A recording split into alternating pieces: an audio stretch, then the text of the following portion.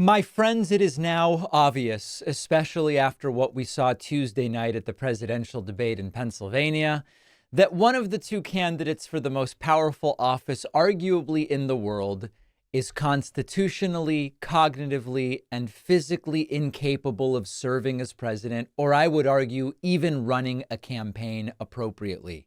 It is time to demand that Donald Trump step down for the good of the country.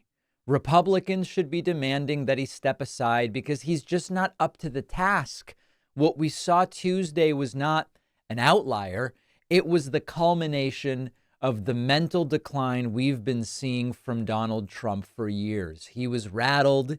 He couldn't think on his feet. His posture was slumped and defeated. He kept repeating himself, bringing up non sequiturs that sometimes had nothing to do with the conversation or going back to things discussed an hour earlier in confusing ways. He contradicted himself. He lied uncontrollably to the point that the moderators had to step in to correct the record because the lies were so egregious and patently untrue. At one point, Donald Trump said that Haitian immigrants are eating people's cats and dogs in Ohio, sounding more like someone suffering from severe mental illness, the likes of which we see on the New York subway platform, rather than a presidential debate stage. And I don't say that to laugh or to make fun. I say this to communicate how serious this is. At another point, Trump said Democrats like abortions after the baby has been born, and that those are legal in some states, which of course they are not. It would be murder. It's not legal anywhere. He's not connected to reality. He shouldn't be anywhere near the Oval Office. Now, of course, these unhinged statements were not unique to the one debate. At his rallies, he's constantly ranting about such bizarre subjects as Hannibal Lecter, shark battery boat electrocutions, and of course, Saudi Arabia, deep dupe. Saudi Arabia and Russia will repeat your. Right. Another thing that Kamala Harris exposed in Trump for the American public this week in real time is that Donald Trump is easily manipulated, which puts the nation at risk. Kamala Harris knew exactly how to defeat Trump, which was to rattle him about petty things like people leaving his rallies while he's speaking, that 81 million people fired him, and it all sent him into a tailspin.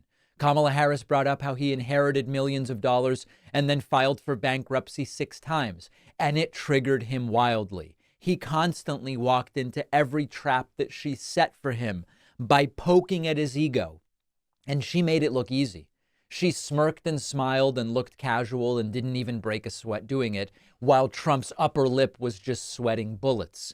How can someone so easily manipulated be trusted to lead the world's largest military or be there in rooms for difficult discussions with world leaders who will just be able to manipulate him in the same way? Kamala Harris was right when she said brutal dictators like Vladimir Putin would eat him for lunch. At another point in the debate, Trump claimed that he won the election of 2020. Of course, Trump lost the election of 2020 to President Joe Biden. This is just a basic fact of American history. But Trump said, no, I won. Trump's failure to remember or acknowledge basic facts like these shows that he's just not living in reality. He's living in some alternate universe where he won the 2020 election and he's president right now. And he's smart and he's good looking and gosh darn it, people like him. That's a fantasy world. And then we have not only Donald Trump's cognitive limitations, his personal and constitutional personality limitations, but we also have his physical health. Donald Trump is obese, and he is a very aged 78 years old. He's the heaviest president since William Howard Taft. We're not making fun of overweight. We're not being fat phobic here. Trump's health is not good physically either.